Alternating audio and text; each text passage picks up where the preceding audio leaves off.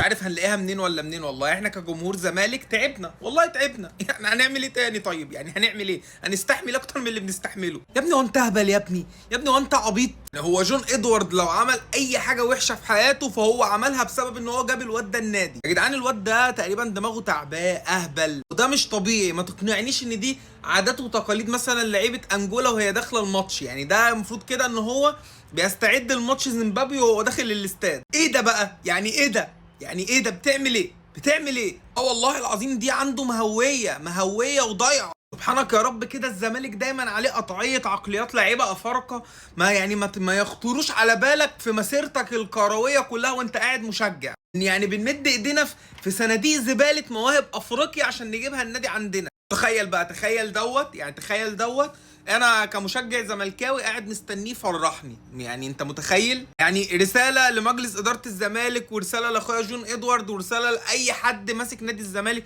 خلصونا منه بقى. يعني في يناير كده عرض حلو يا اخي، يا رب تتالق عشان نبيعك. لا لا لا لا لا لا، الواد صعب خالص والله العظيم، دي هربانه منه واحنا خلقنا ضيق والله العظيم. وكل ما بشوف الحاجات دي دمي بيتحرق.